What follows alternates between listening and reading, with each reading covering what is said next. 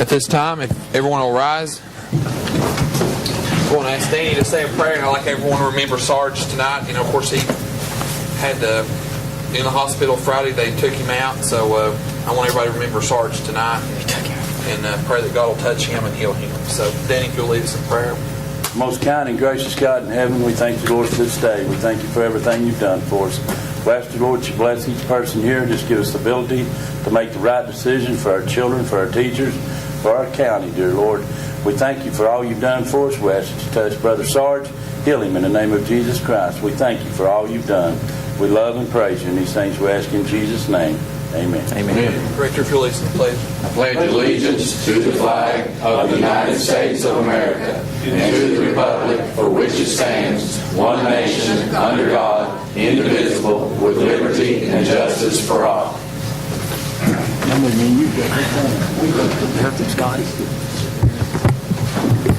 All right, roll call. If everyone will sign in.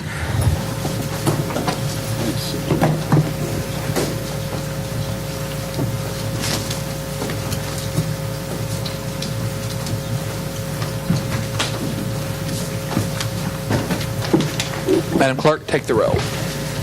Parker, present. Sarge, present. Creekmore, present. Lawson, present. Miller, present. Ford, present. Present. Wilson, present. We want to thank all of our guests in the crowd tonight. We appreciate you for coming out this evening.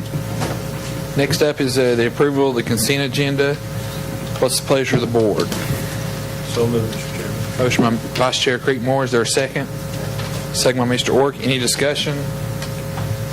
All right. All in favor of the consent agenda, vote aye.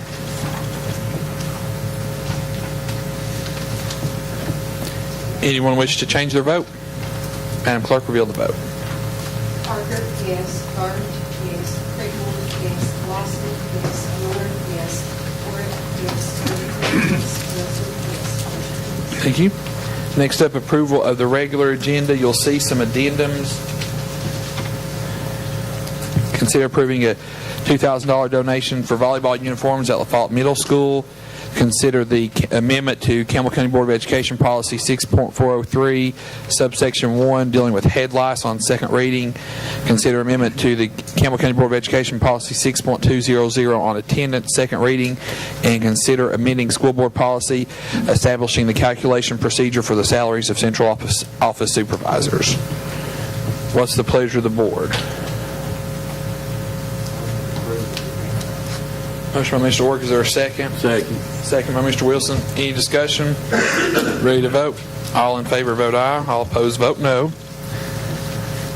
Anyone wish to change their vote? Madam Clerk, reveal the vote. Parker, yes.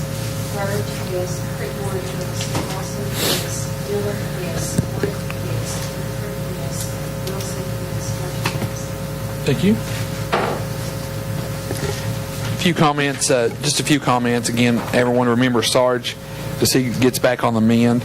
Also, I want to welcome Ken Meyer and Karen Gadati back with us tonight. Appreciate them coming tonight with the virtual schools, and of course our county mayor with us tonight. And I think we've got a new beat writer with the press, Dwayne Mulder. Dwayne, welcome. Hopefully we won't bore you into a stupor tonight. But we appreciate everyone coming out tonight. Next up, our director's monthly report. Director Poston. I'm not going to do what I did last month. I was told I preached for too long. So don't call me.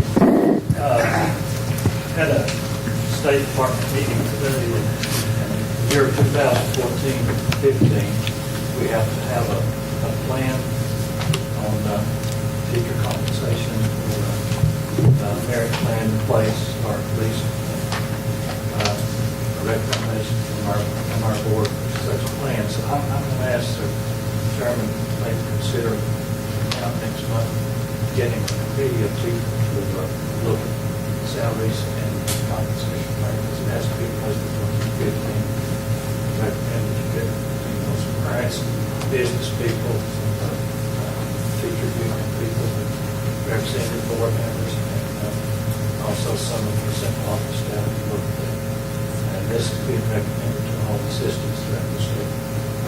Second, I'm just going to mention very briefly, in a few minutes we'll have a presentation regarding the 2015 to 2016 budget. And this is being recommended to all the systems throughout the state. Second, I would like to mention very briefly, we're in a few minutes we'll have a presentation regarding the 2015 to 2016 budget. And this is being recommended to all the systems throughout the state. virtual school. We spent a lot of time studying and looking at the virtual school program as it was presented to us earlier. And Deacon Dr. Mills spent a lot of time researching that course. And I'm going to put my full support in favor of that tonight. And I got to thinking, do it better and differently. It's a win-win for us in different ways. We'll explain that later if we need to. But irregardless, my concern is that kids get a good education, a good opportunity to expose themselves to good educational practices. I understand some of the parameters of that opening up. They're here tonight to answer questions. And also some of the financial benefits that we may get might be able to help us to solve some of our problems that we have in funding.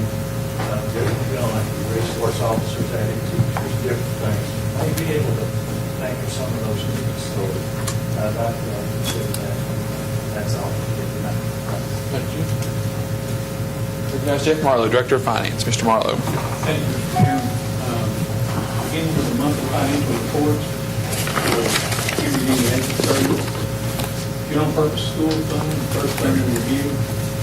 Cash to trustee of almost $9 million, $8.988 million.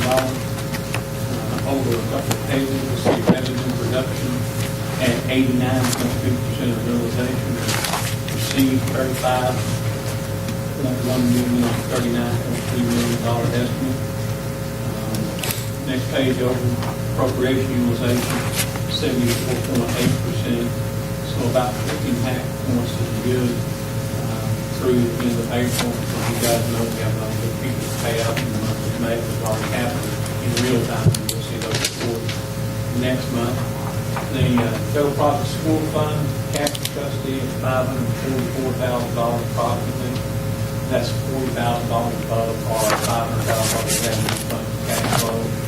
Revenues and appropriations balance each other 71.8% realization, 71.7% of realization. And the final fund, cafeteria fund, cash trustee, $644,000. Revenues 85.3, appropriations 81.2. So roughly 4% points are good, and then this will go back down again at the end of May, and hopefully we can park at roughly break even, maybe make $50,000 in this fund. We don't know for sure. We'll know by the end of next month. Any questions you may have on any of those three, I'll answer. If not, need a motion to approve. What's the pleasure of the board? So moved, Mr. Chairman. Motion by Mr. Miller. Is there a second? Second. Second by Mr. Wilson. Any discussion? You ready to vote? All in favor of the three fund reports vote aye. All opposed vote no. Anyone wish to change their vote?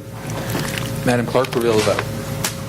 Hartford, yes. Burge, yes. Crickmore, yes. Lawson, yes. Miller, yes. Ford, yes. Rutherford, yes. Wilson, yes. Motion passed. Thank you. Jeff, if you'll read us the caption of the 5 budget amendments. And we have 5 budget amendments. The first 3 of those are in the general purpose school fund on 121. The first one deals with E-rate funding being slightly less than anticipated and appropriations being reduced accordingly. Resolution 2 deals with student software management program fund receipts and these are available more than we anticipated activity funds. And then number 3 deals with gear up and indirect costs of amount of $780.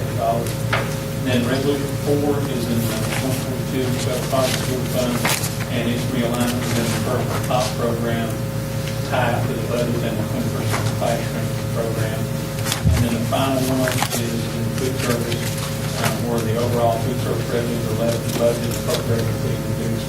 That's a trade-off because of the fewer number of service days, both the revenue and expenses associated with that. What's the pleasure of the board? Motion to approve all budget resolutions. Motion by Mr. Ork. Is there a second? Second motion. Second by Mr. Rutherford. Jeff, was there any major substantive difference between 6.4 originally and then the revised 6.4? Just that we had made an amendment in May that we already got half of that number tied out, and then we instead of doing the 4,000 is reflected in the original. So now see it's like $300 and $544.48. Any other discussion? You ready to vote? All in favor of the budget amendments vote aye. All opposed vote no. Anyone wish to change their vote? Madam Clerk, reveal the vote. Parker, yes. Bird, yes. Freeborn, yes. Lawson, yes. Miller, yes. Gordon, yes. Yes. Wilson, yes. Motion passed. Thank you. Next item is on review of bids. We have 6 different bids. We're going to do those in 3 sections. First one being copy paper by itself. We solicited for bids on the 2nd of May, received and opened on the 16th of May. Received bids from computers, Office Depot, $27.21 a case, and Contract Paper Group, $25.93 a case. Recommendation is Contract Paper Group, $25.93, the lowest and best bid to meet the specifications. It's also the recommendation of Dr. Gorman, Material Supervisor. What's the pleasure of the board? Make a motion. Motion by Mr. Wilson to accept. Is there a second? Second. Second by Mr. Rutherford. Any discussion? All in favor of Contract Paper Group vote aye. All opposed vote no.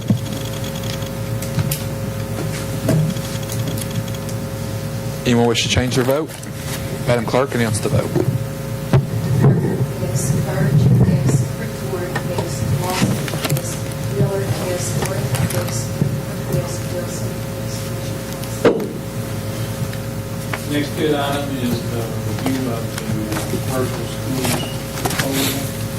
Solicited for on the 17th day of May, received and opened on the 30th day of May. We did proposal request for a K-8 system as well as a high school 9-12 system. We received only one proposal, that's K-12 Virtual Schools LLC, and the percentage of state DEP funding retained by the local board of education for this process would be 4% of the total revenues. Recommendation is to K-12 Virtual School as a lone bidder. It's also the recommendation of Director Poston, and there's an attached letter there that describes the recommendation. Mr. Chairman, Yeah, go ahead, Rector. just for the purpose of getting into discussion, I move that we accept this proposal and that any funds generated for the management of this be allocated towards safety resource officer. I second. Motion by Mr. Miller, second by Mr. Wilson, so we got it properly before us.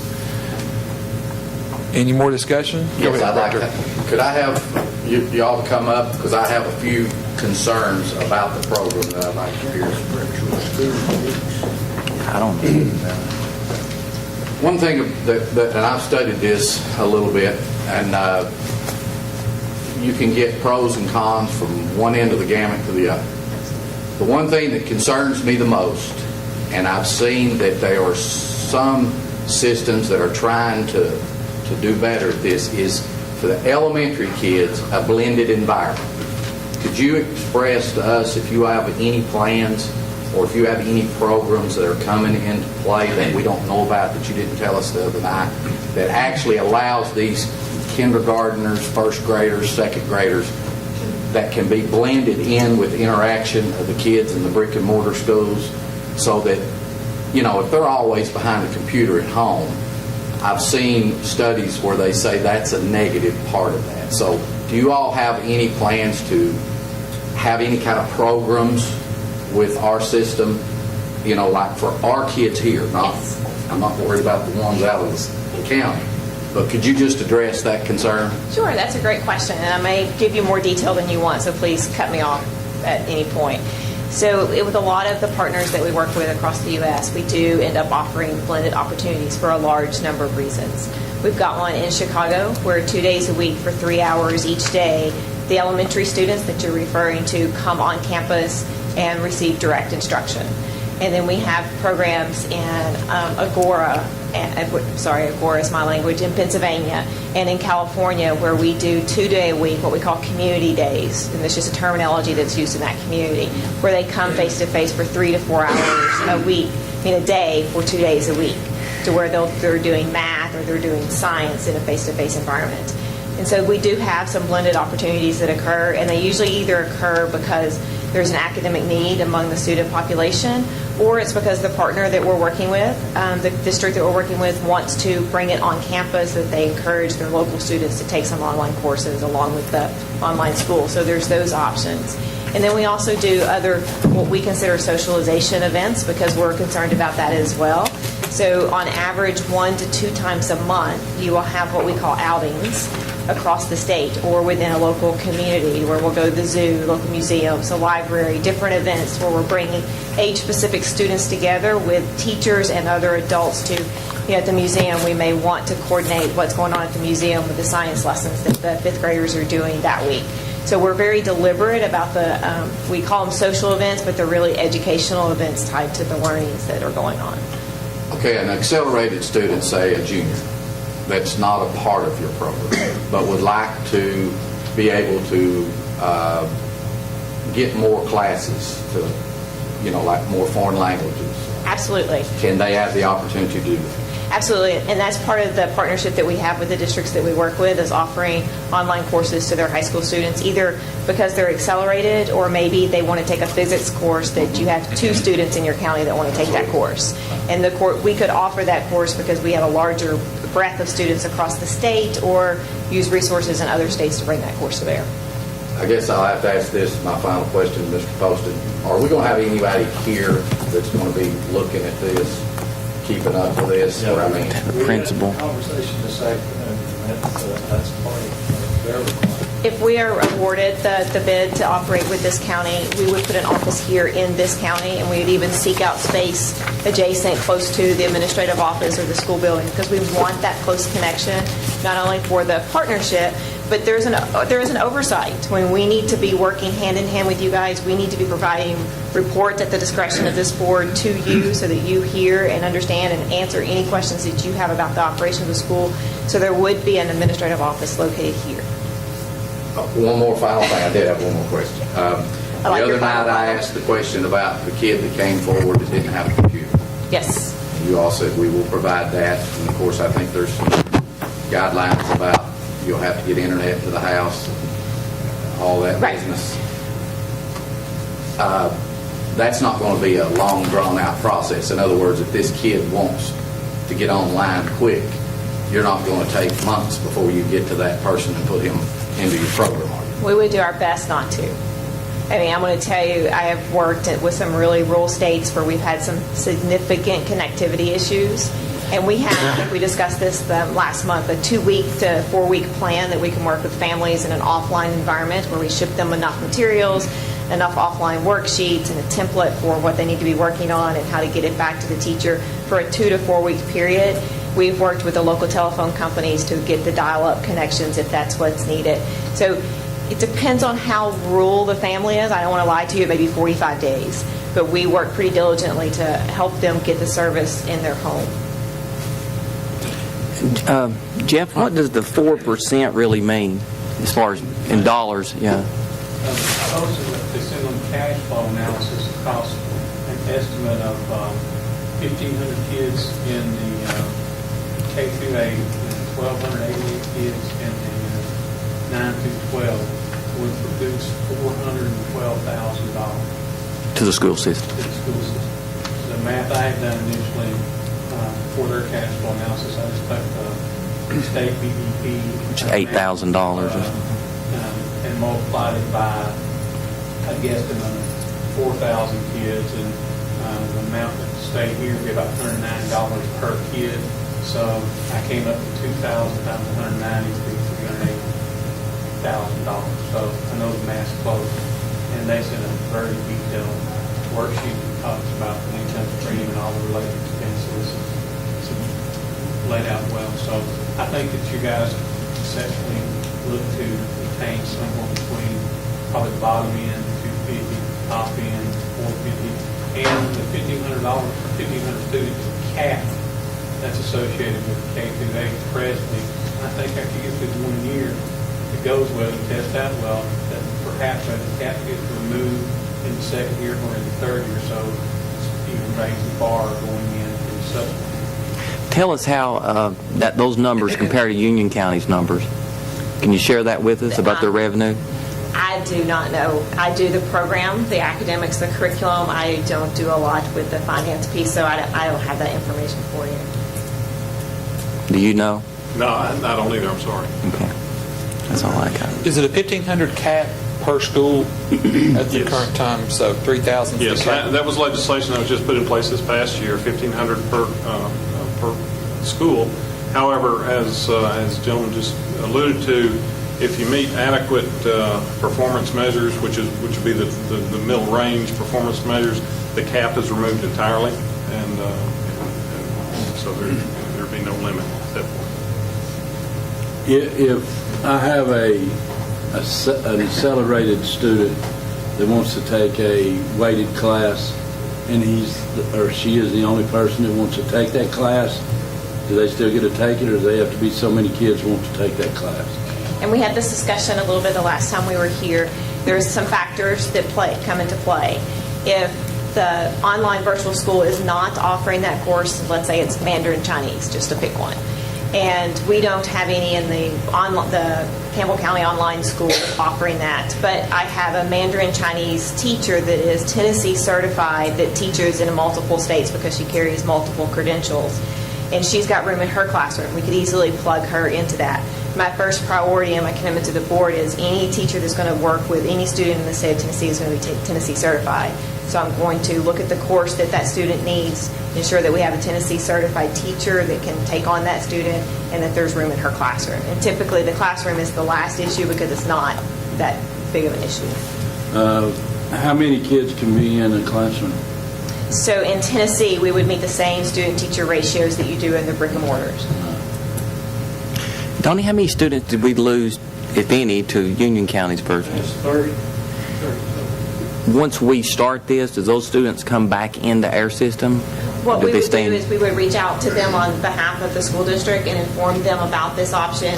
And then because this is, in our minds, a parent choice option, they would have the option to come back. And in got you. past histories, we typically see them. I got you. Can homeschoolers get on it? It's eligible to any public school student. It's within the age range and is a resident of the state, meets all of those public school requirements. As far as enrollment, basically it's just like public schools regular. It is. It's just like public schools. We will take every enrollment document that you take, immunization, residency requirement, transcripts for high school students to make sure they have the appropriate credits. Everything you would need to enroll in your high school down the street, we would require of a student as well. And by definition, it is a public school. It Right, will be, yes. Campbell County Public School. And one more question I know will be asked sooner or later is as far as sports, if you, That's a good a question. student from the virtual school participate in the regular county school or not? I know that'll be a question will be asked later. It is a question that is always asked, and the way I understand it in Tennessee, so if it's a Campbell County student, they could definitely participate. And with the other counties, if they live in a contiguous county and they want to participate in Campbell County, that would be a decision that the school board of the school would make. If they don't, let's say they live in Memphis, then no, they wouldn't. And when you're talking about the virtual school, does that incorporate the whole state of Tennessee or the other surrounding states that they can enroll in the? We actually talked about this a little bit. So it is a statewide, so the proposal was for statewide for Tennessee. I'm just going to use, if Campbell County is a contiguous county with another state, like Kentucky, and you have an agreement with your shared districts over the county line, we would honor whatever you guys have with your district across the state line. We would not go down to Arkansas or Georgia or Alabama and gather from theirs. It would have to be a contiguous county from Campbell County. Mr. Chairman, one of the things is, will this contract be reviewed by our attorney? And also, I'm sure you've got a whole stack of things that you want to do and not want to do that we'll have, is that? I'm sure. Yes. And that we can view. Is that right? How does the graduation rate, what is the graduation rate within your program? How does it affect our local system? So this would be a school within your local system. So, whatever is generated from this school would tie into your local. And I think the last time we were here, I think you asked me about colleges that some of our students have gone to, and I have that on my phone. Pardon the look at my phone. We've had students go to Colorado State, Columbia University, Cornell, DePaul, Duke University, Georgia State, Kent State, Miami, Minnesota. I mean, the list goes on and on. We've had them at Stanford, Juilliard, Tulane. So we've got a really good progression from our high schools into very well-established universities. We've actually worked out with the military for them to go in, I think, at a level, anybody's in the military here, y'all help me, it's a level 2. Because for a while, if you're a homeschool student, it's very hard for you to get into the military without a diploma from a public high school. So we've worked with the military so our students can go in just like a typical high school student. So we've done that as well. And we have our best graduation rate, I would tell you, is from our program in Chicago where we work with dropout recovery students. We worked with the Chicago School District where they gave us a list of students that had actually dropped out of high school. We went back and we recovered 126 students in the Chicago public school system. And within our first year, 96 of those graduated with a high school diploma. So we're fairly successful. We have our ups and downs like every school does, but we really try to triage and work really well with our dropout recovery students. You know what Union County's is? We don't have high school with Union County. Okay, gotcha. Sorry. How long is the contract for? If I understand this right, it's a 1-year contract, and then we would move forward after You that do point. it every year. One other question Mr. Miller was asking about the younger kids in the younger school. I have grandchildren in there, and I just want to make sure I understood this right. You will see that they interact with other kids. Absolutely. You work with our office to see that they interact with other kids. So throughout, so you're talking about elementary students Yes, in the virtual elementary, school? yes. Okay. So on a very regular basis, students are in our online learning class, our live one-on-one, Okay. not one-on-one, but one-on group session. And there are other students in there. And at the beginning and the end of each session, they have chat time online that is supervised by adults with the students. And so we provide that online, a very safe online supervised social environment. And then at least twice a month, we create social opportunities for students. Whether it's at the Memphis Zoo or at the local library here, we'll create opportunities for the students to come together face to face. Is there any way to make that mandatory? Well, when we move down the road and maybe do Yeah. blended options like we were talking about before, we do move into some mandatory requirements, especially if they're low-performing students or maybe they have a reading concern or a math deficit. We'll make those more and more required. Yeah. Thank you. Karen, if you'll remind me, if the 2 schools are approved, do you all hire the principals, or does the county hire the So principals? the way I understand it, in Tennessee, the law states that the principal has to be a school district employee. And they're paid for through us or through you all? We can work that out through the service agreement in a variety of different ways. It's, the cost of the principal job is in the 96%, not in the 4%, and that's where you're headed. Yeah, okay. I'm glad he understood what you were asking. Any other questions? Mr. Parker, I'd like Yep. to hear from our staff.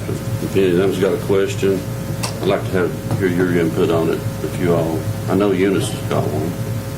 Got a question? Yes. I've actually worked with them several days, this afternoon too, so I've asked hundreds of questions and feel extremely good about it because I feel like there are some students we can't possibly reach at this point. You all have known since the day I entered that I kept trying to get our daycare center reopened. And I kept pushing on all of you. Many of you helped me work on doing something for the babies with babies, including the mom and the dad, and we try to have something for them to stay in school because they had to go to work. This would help those students. This would help the students who not only want but need an enriched curriculum because that's where their focus is.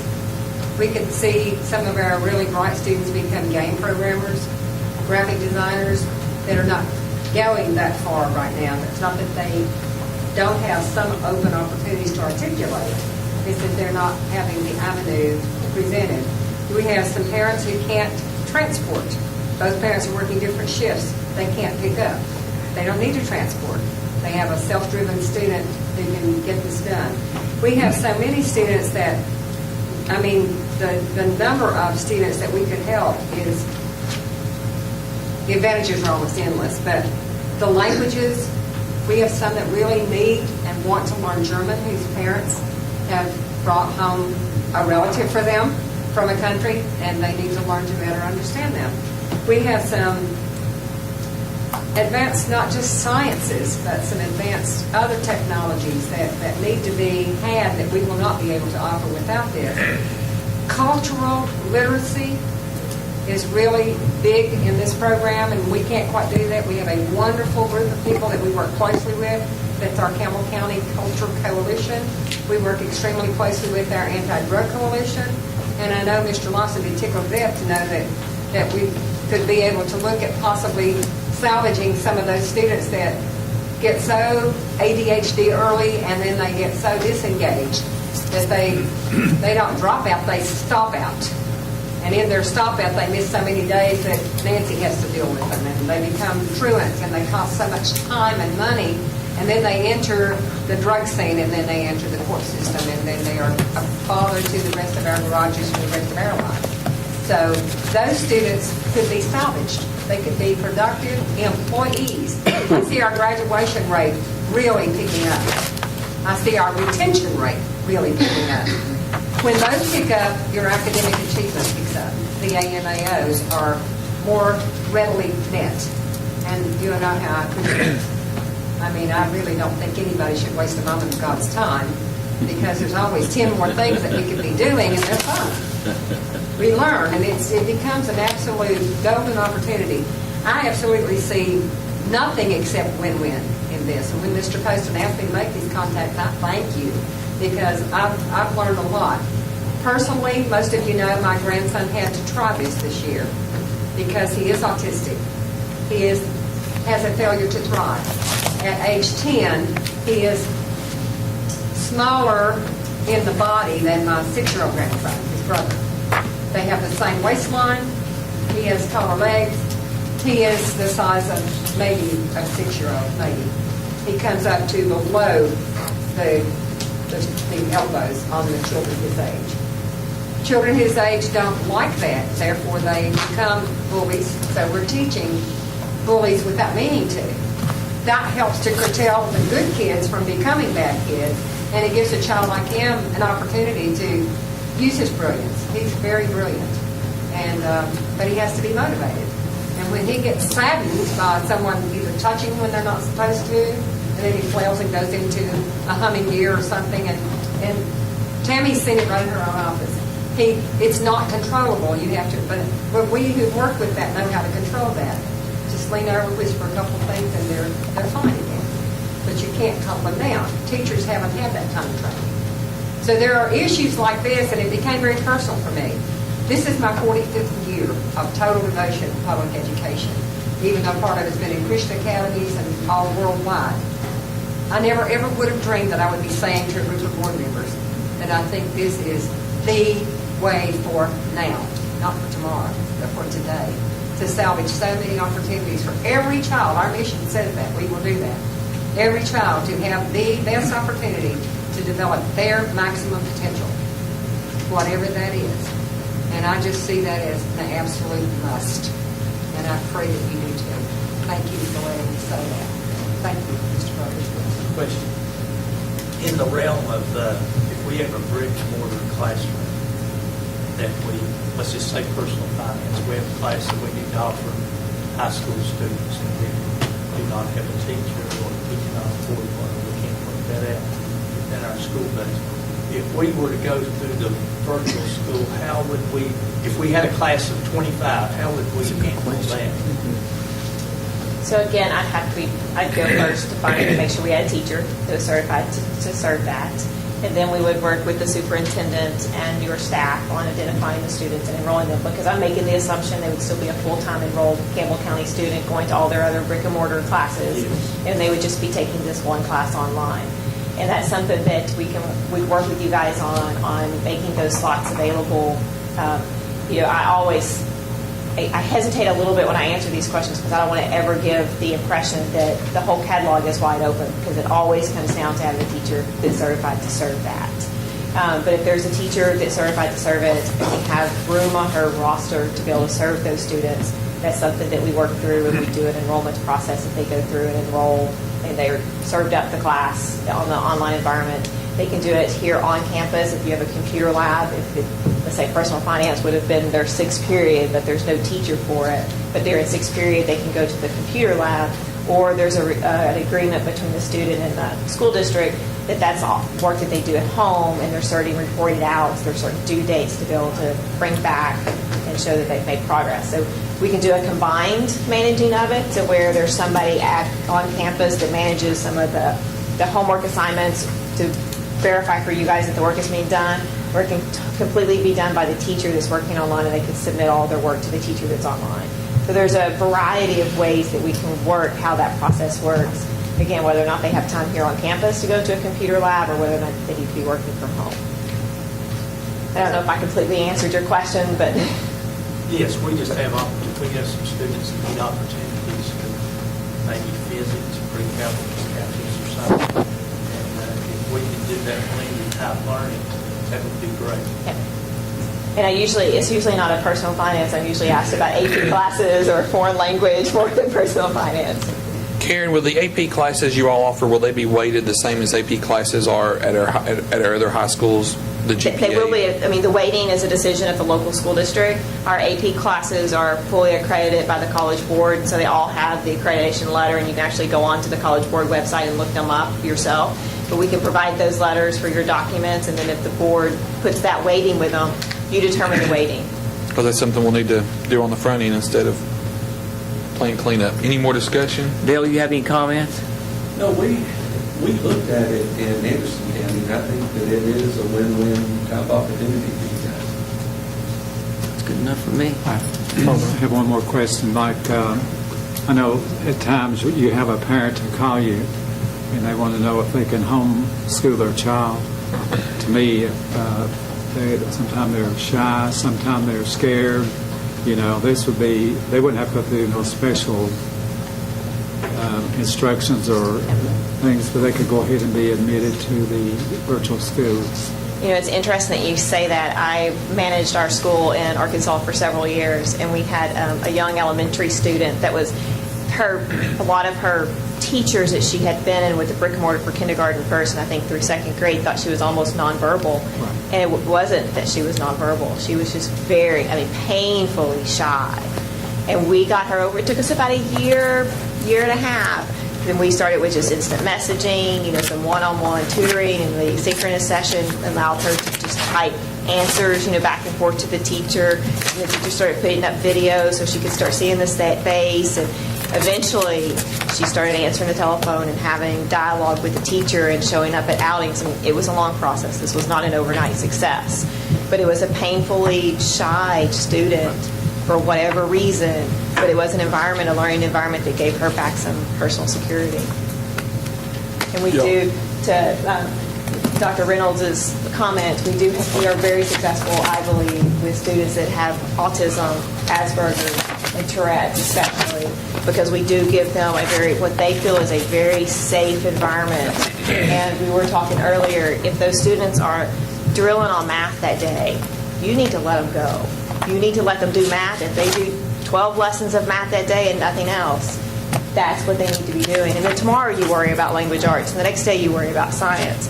Because students that are very gifted and they have Asperger's and autism, you have to create a very unique learning environment to help them be successful. Anything else? Y'all ready to vote? Ready to vote. All in favor of the K-12 virtual schools proposal, vote aye. All opposed, vote no.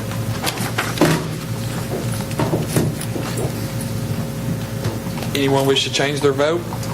Madam Clerk, announce the vote. Parker, yes. Burge, yes. Crickmore, yes. Lawson, no. Miller, yes. Ward, yes. Whitaker, yes. Wilson, yes. Motion passes. Thank you. Ken, Karen, thank y'all very much. Thank you. Appreciate it. Appreciate your time tonight. All right, Jeff, Category 1. And we have the next 4 items, all related to food service bids for the upcoming year. Do you want to do them as, you review them all collectively in one motion, do items 3 through 6, or you want to vote on them individually? I say go ahead and we'll try to consolidate them and go 1 through 6, 3 through 6. The first of those is for food and non-food products. All of these items were solicited for on the 25th of April and all opened on the 30th of May. The food and non-food products, we have bids from 2 bidders. Institutional wholesale, $944,617.27. Reinhardt Incorporated, $961,049.81. Recommendation is the low bidder, institutional wholesale, of $944,617.27. Category 2, which is ice cream products. We only have a bid from 1 bidder, Mayfield Areas, $16,296.65. Recommendation, Mayfield is the only bidder. Category 3 is meals and milk products. We have bids from 3 bidders. Borden Areas, $237,855.75. Mayfield Area, $242,876.86. And Prairie Farm, $234,730.29. Recommendation is to Prairie Farm, $234,730.29, the lowest bidder. And then the final item, category 5, is produce.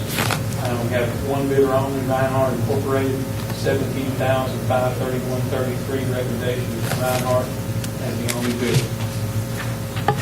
All right. Is there a motion to approve the food and non-food products, ice cream and ice cream products, milk and milk products, and produce products bids en blanc? So moved.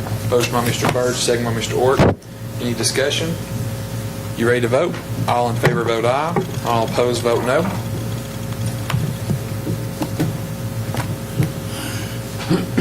Madam, anyone wish to change their vote? Reveal the vote. Parker, yes. Burge, yes. Creekmore, yes. Lawson, yes. Miller, yes. Ford, yes. Rutherford, yes. Wilson, yes. Mr. Marlowe? Next item D, we request permission to advertise for bids for soda supply for the upcoming 13-14 school year. So moved, Mr. Chairman. Motion by Mr. Miller. Is there a second? Second by Mr. Rutherford. Any discussion? All in favor vote aye. All opposed vote no. It's to the custodial supply, the advertising. Anyone wish to change their vote? Madam Clerk, announce the vote. Parker, yes. Burge, yes. Creekmore, yes. Lawson, yes. Miller, yes. Ford, yes. Rutherford, yes. Wilson, yes. Motion carries. Thank you. No contracts, Mr. Marlowe? No contracts, sir. Thank you. All right. Ms. Fay? Fay Comer regarding the school activity funds. Any questions or comments for Ms. Fay? Fay, y'all are closing out the books, I guess, around the county. How's that going? And what? Slow. Most of the secretary bookkeepers have gone home. They will return July the 27th. They have scheduled appointments, though, to come in during July, and we get an early start on closing.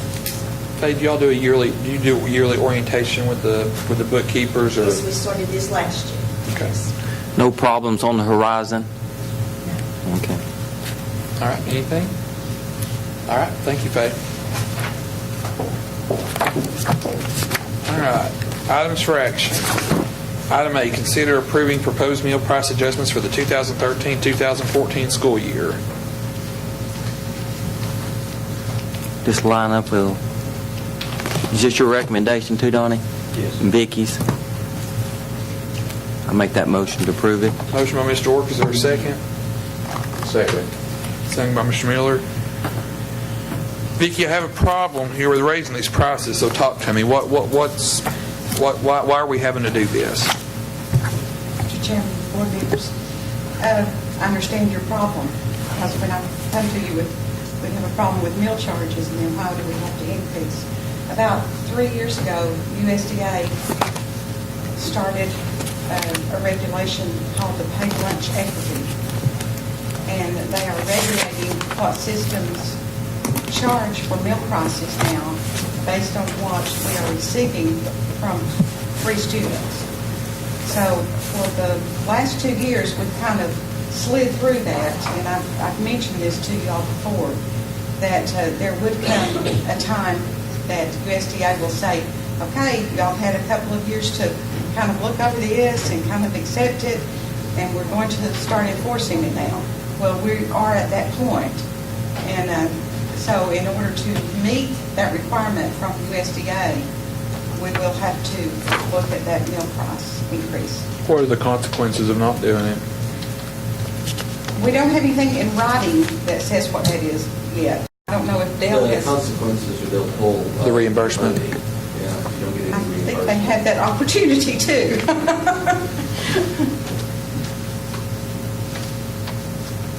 And this is something, of course, coming from the top. You know, you got to do this or we'll pull your money from you. Anything It else? would be taking a very bad chance. Yeah, well, I agree. It's the principle. I've tried to fight it as long as we Right. Yeah, and I applaud you all. It's just the federal government. It's just out of control. Mr. Chairman, while we're on the topic of lunches, I still haven't gotten a clear understanding of if the hour at Campbell County High School is affecting what we are receiving on our lunches. Is it, or in your opinion, or not? I think it is. And our average meal price for the month of March, the latest one I calculated through all the schools, we averaged 862 meals at the high school.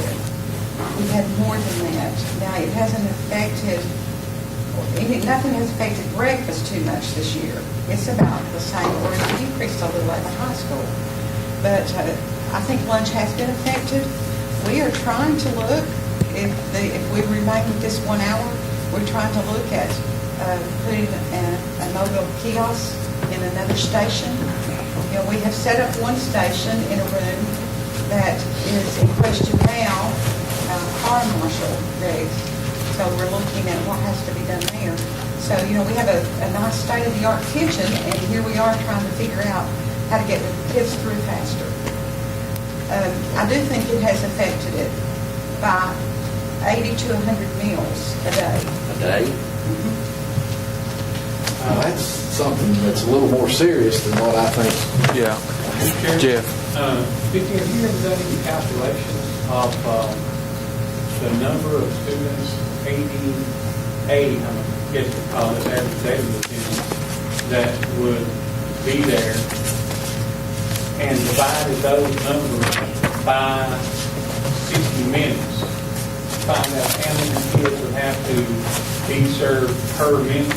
It's been a long time, but what I see at the high school, and this is just my observation, is that during that hour period, as soon as the bell, it's from 11:13 to 12:13, as soon as the 11:13 bell rings, all the kids come in, and there's a very long line of kids waiting to be served.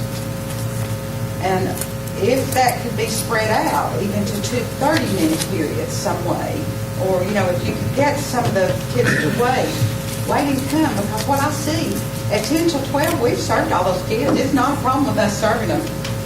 It's a problem of them not wanting to stand in line to wait to get their food. If they had something else to do for a few minutes, and then came in to eat, that would help us. Vicki, how big of an impact is it that kids are? How big of an impact is kids or teachers going off campus and getting food and bringing it back on campus? Is that a? Is that? We have closed campuses, so that is not supposed to be happening. Well, I just wonder, you know, because kids have the dual enrollment classes, so they may be going off for a class, coming back on, and I just wonder if you think that's. I don't think that's a problem. I don't know about all the competitive foods. I can't address that. Mr. Chairman, I'd like to recommend to the staff and to Mr. Poston that they look into this a little more and see if there's some remedies with Miss Vicki and Jamie up there that we don't lose that many. I mean, that's that many. I mean, that translates into some fun. Big bucks. Marlo? You've already had to reduce the estimates up there, $30,000. Say that again. $30,000. Miss, how many lines do y'all still run at Campbell County High School? We have 4 lines back in the kitchen, and then we have the other room open up. That's kind of like a fast food line. So we actually have 5 lines. Okay. I went up there and talked to them about that. We talked about this before, and the principal assured me that, I mean, what you're saying here and what I found out from them is not the same. Well, and like I say, if you watch it, it's just that first 15 I know, or 20 but minutes. the final figures don't lie. Are they eating or are they not eating? Now, when I went up there, we was $68,000 in the hole, and McDonald's was getting rich. So we cut off the McDonald's, and funds went up. Are you sure the kids are all staying?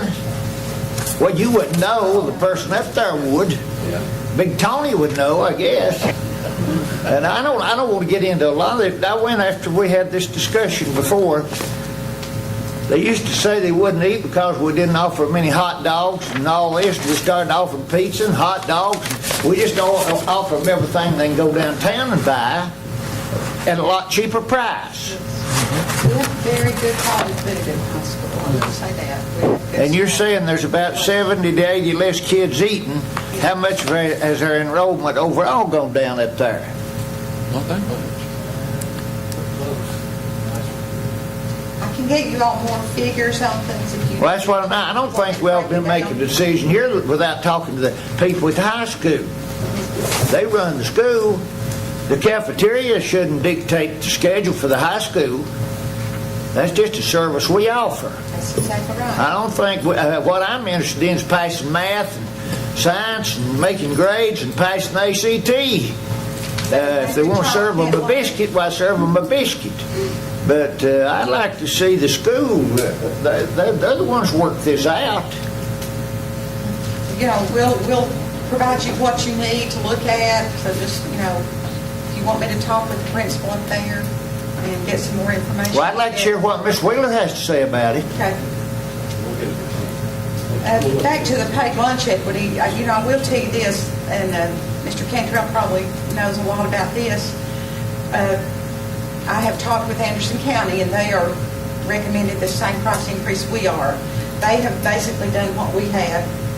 You know, we knew last year there wasn't a lot of bad teeth marks in it, so we decided if they did anything last year, it would be a slap on the hand, so we did that.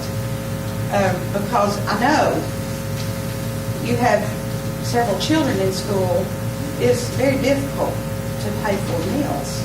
I'm very much an advocate of universal feeding. I've brought that to you all before. When we have a chance to do that, we will look at that again. Right now, that's kind of a dead issue. But in the meantime, I have to tell you what the regs are and what we have to do to stay compliant. What is the new price for a full meal at the high school? I think I had down for going up 25 cents. So it would be $2.50 at the high school. Well, that's still a bargain. If they slip off to McDonald's, they have to spend $5. Yeah. So, okay. Vicki, are you making any headway on those outstanding balances? We have. We got at the high school, they got the seniors that started at $11,000 down to about $3,000, which was very good. We're still trying to, Miss Wheeler says she's going to still get that in over the summer. She's got kids set up to make payments. We had one child that found a job, and he has paid off his $80 of charge. What about the employees? Have you got it to zero yet? The employees, Yeah, ones the that staff, still yeah. owe us money at Yeah. the end, their wages will be garnished this last check. The classified personnel, that would have to be done in the fall because they had already received their last check, so if you choose to do that. So the But we June have check worked gets... very hard on June that. check. We still have a major issue with meal charges. Won't pay the debts. Jeff, you'll see to that, won't you? They've already been, It's not a lot of money. Jeff, do we have a lot of people who have to glance their check to get them to pay? Yes. Well, to fire one up. Absolutely, me and you both. Well, if you want to pay your debts, how you can teach kids good morals and all that. Agree. That's right. And I had one come to me and said, I can't do this because I owe $119. The way we got them to pay up there at the high school, we wouldn't give them their diplomas, wouldn't give them this, wouldn't give them that, and they came in and paid. We just coddle them around and won't do anything. That's why they don't do these things. On the other side of the issue, if you've got a 4-year-old kid who asks for a box of milk and doesn't get it, and goes home and tells his parents that they wouldn't give him a box of milk, that's very upsetting. I'm not talking about all the way through school. I'm talking about maybe elementary school. If a kid comes in and asks for a box of milk, you've got to give that kid a box of milk. That's the way I feel about it. I don't know what gets a box of milk with their meal. Well, this kid brought his lunch, and some reason just walked through the line and asked for a box of milk and didn't have any money. And you know, it somehow fell through the cracks. I'm not blaming anybody for the situation. I'm just saying a kid ought to get a box of milk if they ask for a box of milk at that age. Now, high school kids and junior high kids are a bit different.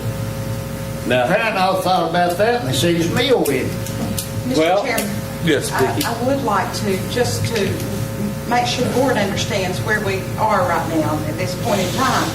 I operate under a directive from this board from many years ago that we do not refuse a child a meal. And a meal consists of 5 components, and we try to get those children to take all 5 of them. Now, one thing, we do that, and our managers do that. And a lot of managers pull money out of their pocket many times to help kids. I've seen principals do that also. But we did stop giving out a la carte items, which would be a box of milk if they bring their lunch or buy an extra milk or an extra piece of pizza or whatever. We quit charging that if the child doesn't have either money or money in their account. That's one reason. Next month I will bring to you a proposal about online payments because I think that could help that situation some. But we had to quit charging a la carte because that was driving our meal charges up even more. That's why somebody asked me, said, my child eats free. They have charges. Yes, because at one time we allowed them to charge a la carte when they didn't have money. Well, Vicki, I appreciate so what you're saying is, if a kid asks for a milk, no matter what happens, they don't get one? They all get them. No, they didn't get it. Well, that was just fell through. Once in a lifetime happen. Everybody gets fed, don't they? They do, and I would say, and that was a situation that most of the time our managers will look, our people on the line will look. They're not going to let children go hungry. I will promise you that. I agree with that. But I'm still saying, well, I'll just tell you, it's my own grandson. 4 years old, asked for a box of milk and he didn't get it. And I'm not blaming you. I'm not putting any blame on nobody. I'm just saying, if there's a 4-year-old kid walk through the line and ask for a box of milk, this is just a point. I'm just trying to figure out what's the best remedy for this situation. You'd feel the same way if it's your kid, your grandson, or whoever it was. And he come home and said they wouldn't give him a box of milk. You know, there's got to be a remedy for that age group. Because they don't know any better anyway. I know the parents are supposed to keep up everything, but you know some parents don't. And I blame my son and daughter-in-law for not. But anyway, they didn't see it that way. So, but I'm just saying there ought to be some kind of remedy for it. And if it's your kid, you'd say the same thing I said. Give him a box of milk. It's before us. Any other discussion? No, it's the law. Y'all ready to vote? All in favor vote aye. All opposed vote no. John, Mr. Chairman, what are we voting on? We talked about that. This is the meal prices. Okay. Yeah. We're voting on raising the price of lunch, John. Yeah, the meal prices, yeah. Quarter. All right. Anybody wish to change their vote? Announce the vote.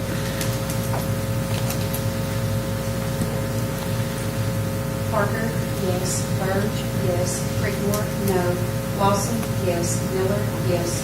Warwick, yes. Rutherford, yes. Wilson, yes. Mr. Chairman, I want to state that I wasn't saying anything bad about what you did or what was going on. I was just trying to find a remedy for a situation for a 4-year-old kid. and you know, this tore my heart out. He come on and said, Papa, they didn't give me a box of milk. You know, and it just... Anyway, I've talked to Miss Woodward, and it wasn't nothing her. I'm saying it's something that we ought to be able to do to stop that from ever happening again. I don't care whose kid it is. Anybody's. Next up, discuss and take action on the old Pinecrest School. So this is my understanding on where we are with the old Pinecrest School. The Pinecrest Volunteer Fire Department has defaulted on their loan, for lack of a better word, and it's been longer than the period of time has elapsed, and so it's ours. We're sitting with it. Well, the board, there's a $14,000 lien against the property. And so the commission has talked for a couple months now. They'd like to put a Campbell County Rural Fire Service station out there in that school to provide a fire service for that area out there, because when the Pinecrest Fire Department went away, the insurance premiums started going up on those homeowners out there and everything, and so the fire service is trying to cover that area now. So with this $14,000 lien, my thinking and my recommendation would be just deed this property to the county and let the county pay the $14,000 or however much it takes to get the lien off of it. That gets it off our hands. We don't have to pay any money for it. I don't see that we'll ever use it really out there, and I think it would provide a vital service to those folks out there in that Pinecrest community. And so if we, I guess if we take action and deed this over to the county government and let them work with the bank, I think First Volunteer Bank has the loan. And like I said, it's about $14,000. By doing that, we essentially make $14,000 because we're not having to spend it to take over the property. And therefore the county can work to provide fire service out there to those folks out in Pinecrest. So, Mr. Mayor, is that pretty much the gist of it? Okay. You don't see anything?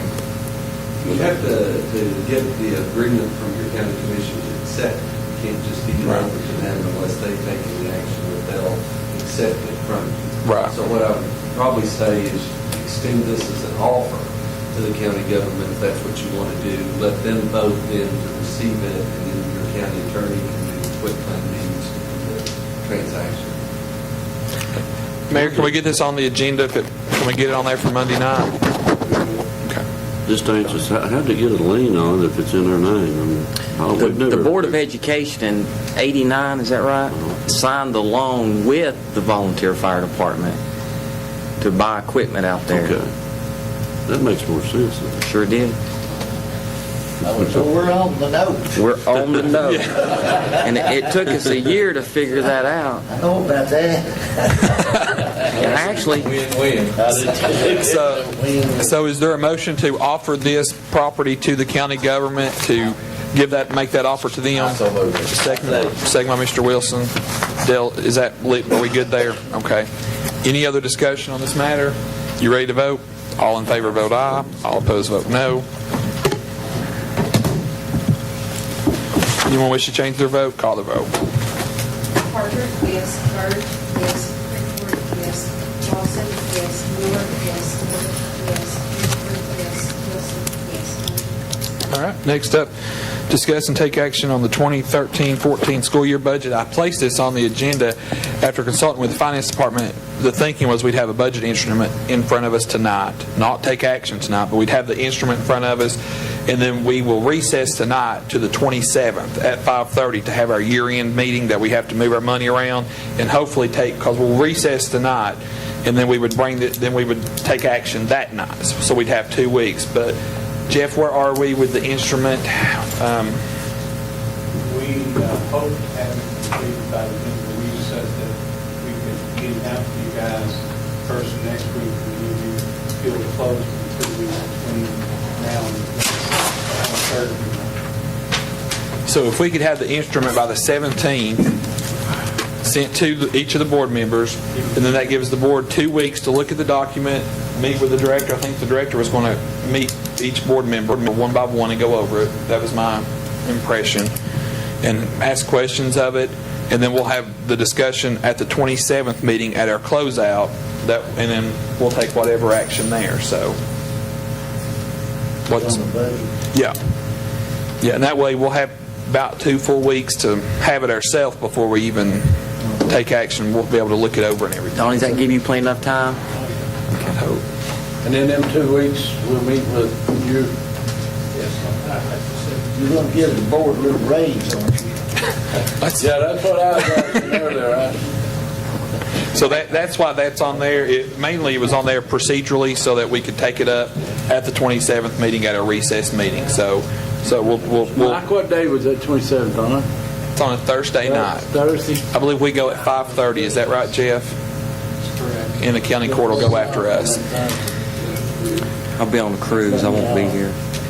It's okay, though. So we'll roll that. We'll roll item 8C to the heel of our calendar, and that'll be taken up at the recess meeting on the 27th. I'll be cruising, Eugene. Next up, consider approving a $2,000 donation for volleyball uniforms at La Follette Middle School. Volleyball uniform. Motion by Mr. Creekmore, second by Mr. Rutherford. Any discussion? I'd like to have just a input on this. We're starting, seem like more so than ever here and there. What about our coaches? Are we looking to, I know, for instance, the high school, the football, they've tripled the team, but is there anything you're looking at? I mean, if we've got money to do this, and we need to look at not only them, but all over the county, With their supplements. Raise their supplements. Can you put us something together, Mr. Bruce? Sure. Right now, if we hire you as a football coach, Campbell County High School, we pay the $4,000 supplement. 10 years from now, you're still paying $4,000. And all the systems around us are sitting on a basis. So, Well, Mr. Bruce, when we got your position in action, yes, sir. this is one board member thought that by now that you would have presented us with something like that. Could you get something together and present this board so that we can get a vote on it? I can have it for you by the next board meeting. It'd be good. Because I agree with everything you're saying. But we can't do it if we can't get something presented. Sort of like Obama and Congress, they didn't have a budget for years and years and years. Over to the Yeah, but no, in all seriousness, could you get something together? Because Mr. Burton, If we can get several systems that are doing it on a percentage basis, which is what we tried to do several years ago, and I can present, I'd like to see pros and cons of the percentage system, and then just by increasing the salary supplement pool. I'd like to see both of them, Dale. If I could throw something out, when they addressed this at the state level a couple of years ago, and I think we had a workshop and we talked about how to negotiate. You just got to be very careful that you don't do any Title IX violations. When they did the state audit, you can actually get a copy of the information that shows what every system pays each of their specific coaches to kind of give you a balance or an idea. There was a lot of action that was taken that had to bring up a pound for pound. Like, super easy. Your girls' basketball will be your boys' basketball. They're the same thing. You got to remember that your girls' volleyball coach is the equivalent of your boys' football coach. So whatever you pay your boys' football coach, you have to pay your girls' volleyball coach. And a lot of people knee-jerk at that, but you don't have another offset other than volleyball as a fall sport for football. So just be careful when you start. If you want to raise one, you have to raise the female equivalent, then you defend for it. Well, I don't have any problem with this. It seems like, we come in here and vote on this, but yet when you talk about more money for coaches, we don't have any money to do it. But that was, I guess, my point. Somebody. But now, Mr. Bruce brought that up to us a couple of years ago when we had our committees that we weren't supposed to be having. But he brought that up He did, but we didn't do anything. But Mr. Chairman, is the Follett Middle School got any money? I didn't, I assume they did. I didn't put this on the agenda, so I had to Danny, put it on there. I should have done a little more research on that. That's what I asked you that before. I'm sure they got money. And I was asking the question, why didn't they buy the uniforms? You know, how come the schools don't buy the uniform with the money they have in there?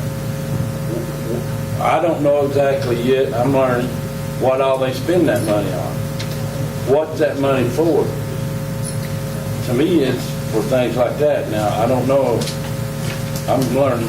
Well, Faith, what is the restrictions on that? Huh? Just checking, right? Just checking. Okay. Well, face check, I want to ask Johnny, I want to know, do athletic directors at our schools, do they sit down and develop an athletic department budget each year? Because if they don't, they should. Josh, I don't think so. I know what we did at Jacksonville, middle school there, at the beginning of each year, we, Debbie Farmer, who was our bookkeeper, sat down, we had to send a proposal to her. Did they do it at Follett Middle School? I don't know. Campbell County High School? Don't know if they said. Go ahead, Faye.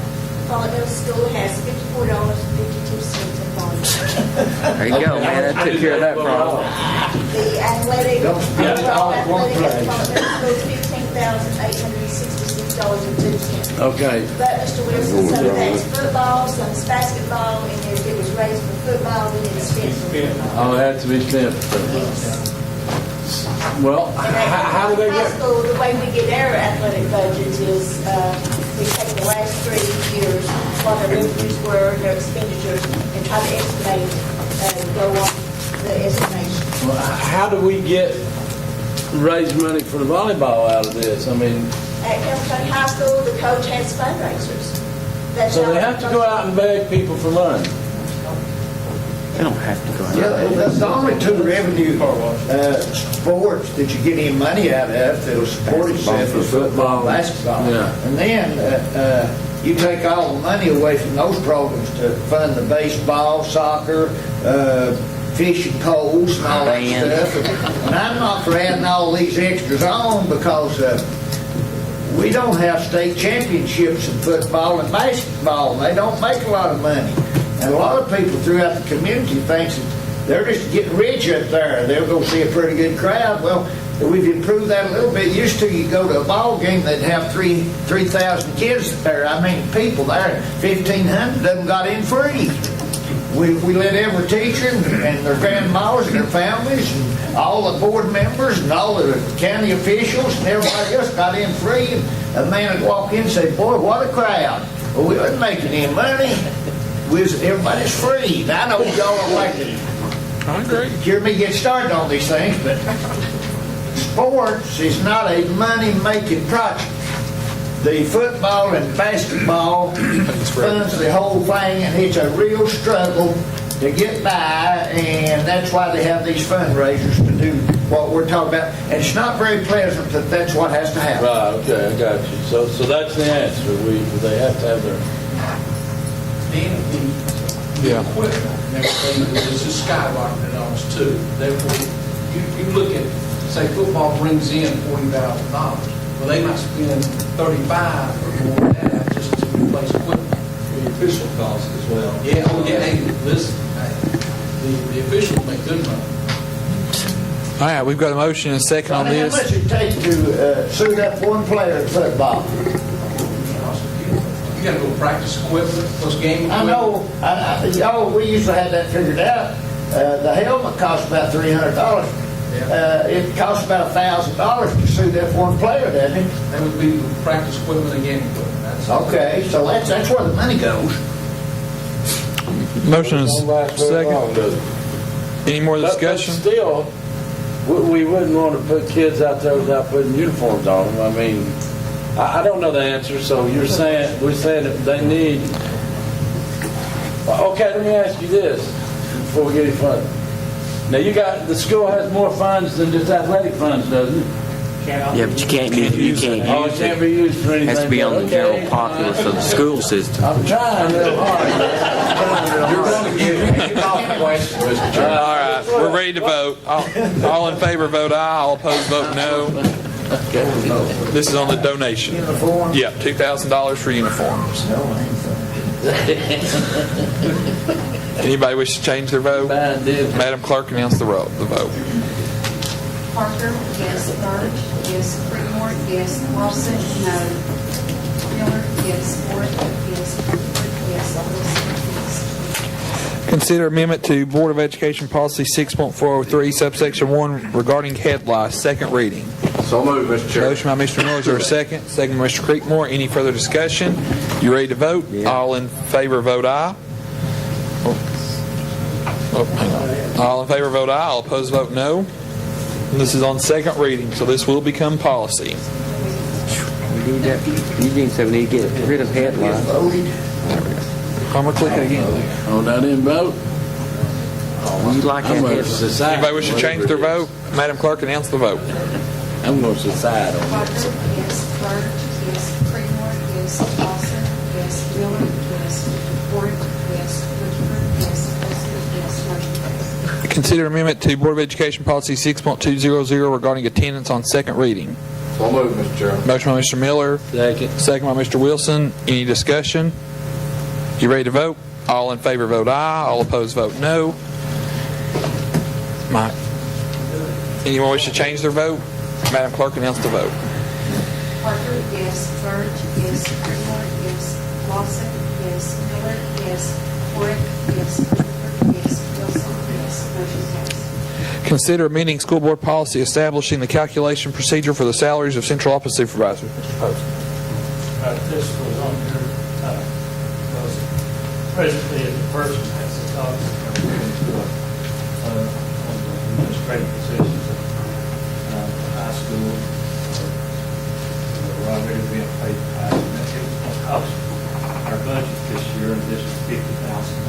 We're not trying to do it, so $50,000. So what this will do for Kathy, where he is now. Supplement the supervisor. So the supplement is calculated this is where they are. Correct. And that way, Puts who to work. Okay, the way we got that now, It's like 5%. I remember when that happened about 40 years ago, when Dr. Rasnick over at Jellicoe High School, so the supervisors could all give them a raise because they got a percentage more than the salary at Jellicoe High School. So they got the highest educated person in the county and sent him over there, so they'd all get a raise. Is that not right? Okay. Well, that's the way it worked, and that's the way it works now. I'd like to see This prevents that from happening. so this puts a cap on it. this changes that. This cap, the You've best been I waiting 10 understand. years to change that. All right, It's for you, right here. Best I understand it, first time I looked at it, heard about it we've was sent this morning. scene over there so everybody get a raise.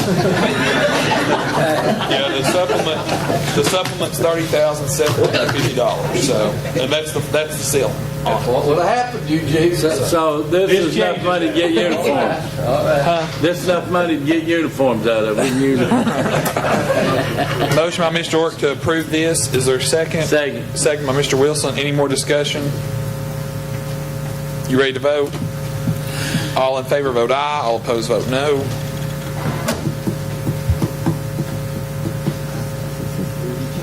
Anybody wish to change their vote? Announce the vote. Parker, yes. Bird, yes. Creekmore, yes. Lawson, yes. Miller, yes. Ford, yes. Clifford, yes. Wilson, yes. Motion carries. All right. And again, just so everyone knows, I mean, it'll get out there that we gave them a $30,000 raise. This is what they're making now, and this puts the cap on it. They can't make any more than that right there. That's where we're at. So, right. So unless the board takes action to change that supplement amount. Josh, did you figure Mr. Post a raise? What's that? They won't give him a raise for 6 months. Next up. Just for 4. What about us? What about me? No items for discussion. discuss legal matters. Mr. Cantrell. All right. Rick and I, school board members. Eugene, you got anything? Yes, I want to ask a question or two. I know everybody hates to hear me get started here. I've got a question in my mind, how that we can have school 180 days. We dismiss seniors 6 weeks before school's out. And then when they quit going, everybody else quits, and then the little kids and the parents will come and ask me, say, why, they tell me they don't want to go, they ain't doing nothing up there. All right, now what can this board do about having school 180 days? I think one of the big problems happened this year, it's not just here, it's serious, you have to schedule your graduation. It put us off a week, and that's not good. And next year, I think it's always taken care of. We've got less schedule, but time we just need to schedule time. I don't know, like you all had to graduate last year on the 13th, but it's on Mother's Day. And it's simply because we're trying to schedule those buildings for the graduation time. And that's what hurt us. Okay, now we could schedule graduation today for next year. Already yes. Okay, and then we can arrange a school calendar based on the date that we're going to graduate then. Yeah. Okay, well, it's the reverse now. School's out when the seniors graduate. Yeah. Why don't we do it the right way and say, okay, if we're going to graduate at LMU, say LMU, when can we have a day to graduate? And let's have a calendar that'll do 180 days till the day we graduate. And that's basically what we now notice something about graduation. Okay, I know what we say on paper a lot of times, but now y'all may not see this as a problem, but we're wasting a whole lot of time. I agree, Eugene. We actually, you can ask that and Larry and any of them. We spent quite a bit of time sending out information, keep the students busy till the last day, and we waited till like the last minute to collect books and everything. It didn't work. And obviously, when those kids at the end of the year, it has been happening now. I've been in this system. Well, ever since I've been in one school, it happens every year. That's what I'm talking And about. it's sad that, it's not just unique to us, it's everywhere. And we've asked our teachers, and a lot of them did, those that did a lot of creative things in their classroom. It's easier to keep those little ones occupied, but we had 7 of those even this. We did a lot of creative things in the classroom, but keep them there as best we could. But you still start having a lot less that last week.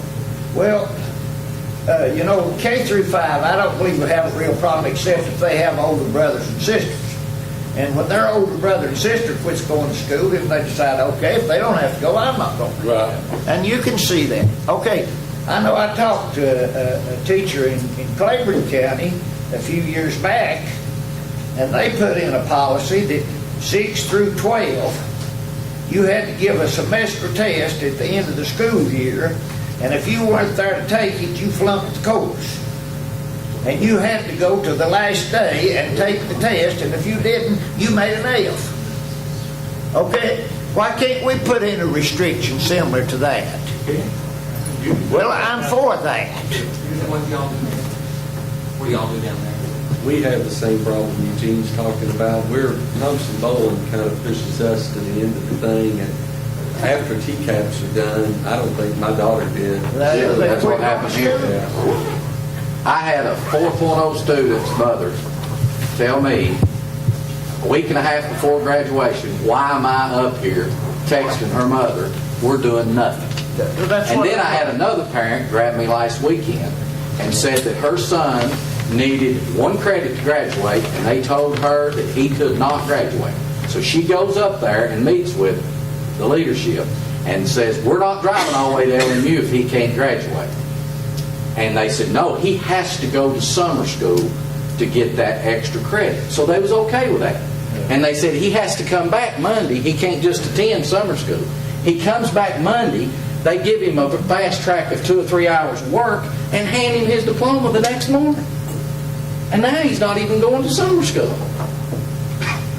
And she was livid because she said, I was all right with him going to Sunday school to get educated. So, and that's what's going on up there. If you're not aware of it, you need to be aware of it. You say it went one day? Went one day the following Monday and did a little bit of work, and I reckon, is it Mr. Faust that takes care of that up there? The credit recovery and all that stuff? And the next day got given a diploma. And this ain't just one kid. I've heard that there's several. So if you tell a kid to go to summer school, he ought to go to summer school and attend it and get his credit. Yep. I mean, why couldn't they give him that on Friday and let him walk through the line? I mean, it's just stuff like that we don't never know about unless a parent comes up and tells us, and it's really embarrassing. It's embarrassing. And I'm like Eugene. They didn't do nothing up there. I've got a brother that's teaching up there, and I don't want to throw him in the mix, but go up there and talk around a little bit. And if you all don't know it, Well, and I'll say another thing. The state mandates all the EOC classes in the middle of May. Campbell County High School, you may have a sophomore, let's say Algebra 2, you may have sophomores, juniors, and seniors in that class. Then it disrupts the whole school because you're testing 150. Now, Mr. Miller, I have asked the counselors and principals to get together. The only way I can see during EOC testing is for us to have like a research project or paper required during that time to keep students busy in school. Jellicoe High School, it's not a big problem. They're small, they can manage. But at Campbell County High School, it becomes a logistical nightmare to do all the testing within that week and keep students occupied. But I guarantee we're going to work on it. Well, you need to check it out. Well, in Knox County, my son attended Hobbs. Okay. He was a 4.0 student. 2 days before graduation, he had to take a test, and his principal told him, if you didn't take it, you're not graduating. Plain and simple. And he had to go to school. So why can't we do that? I mean, it'll be a culture change. Why can't if we mandate that, if we pass that as a policy, it'll be huge. It'll be huge. Well, this board member's for a cultural change because it's been going on here for a long, long time, and it's ridiculous, and it's shameful. It's shameful, in my opinion. I've got a granddaughter that's a sophomore that her mother went up there and they told her she didn't have to come back and failed phys ed. Failed phys ed. Got to take phys ed over again. Now, I blame my granddaughter for not doing that, but also I put some blame on teachers for telling her mother they wasn't doing nothing. That's what happened this year. Well, I guess I started this mess, but I would like for the director of schools and the principals of the schools that has grades 6 through 12, they can come up with some ideas that would be workable, and that we can insist and we can have students that have to go to school the full 180 days. And like Mr. Knight pointed out, you'd say, well, why seniors only? In high school, you might have a bunch of seniors and juniors and sophomores all in the same class. All right, when the seniors are turned loose 3 weeks before, what's the juniors and sophomores going to do? That's right. They quit too, and the teacher quits. And that's what we're dealing with. It's not as simple as just saying, okay, we're just going out a square box here. But it's gotten out of hand, and the reason I brought that up, I've had several parents come to me. And I work on the truancy board, and I'm over there fussing just to putting them down, and H and I over there threatening everybody, and then nobody's going to school. Kind of takes your knees from out underneath you. So we might as well hush if they don't have to go and nobody counts them absent. But anyway, I believe that'd be helpful to the whole school program if we could do something about that and improve the situation. I think somebody has to be held accountable for keeping their kids teachers-wise in that class till the end of school. I think that's my opinion. Mike? I don't have anything. The only thing I've got is I'll go to the commission meeting on Monday night as the board's representative on the Pinecrest School property and make the awful formal that we'll just give them that property. We will give them that property if they assume everything else, and that way they can do some work, good work out there. So I'll be there Monday night. Johnny, Homer. I have two questions. One I think is already maybe in progress about the curbs at the Follet Elementary School. The purchase order's already been. Yeah, they're already in the firehouse. Okay, and what about the island, since we've already bid it once? Got a pre-bid meeting Thursday, I think. Tomorrow. Yeah, tomorrow. Okay, thanks. That answers my question. Let me ask this question. That money that they have in the schools, what do they spend it on when it's not supposed to be spent for athletics?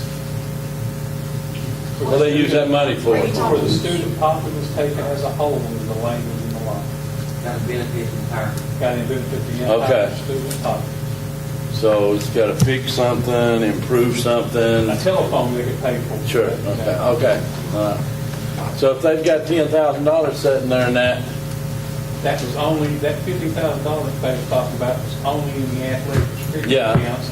And in the athletic restricted accounts, each component is a restricted within a restricted, such that any money raised for football goes to football.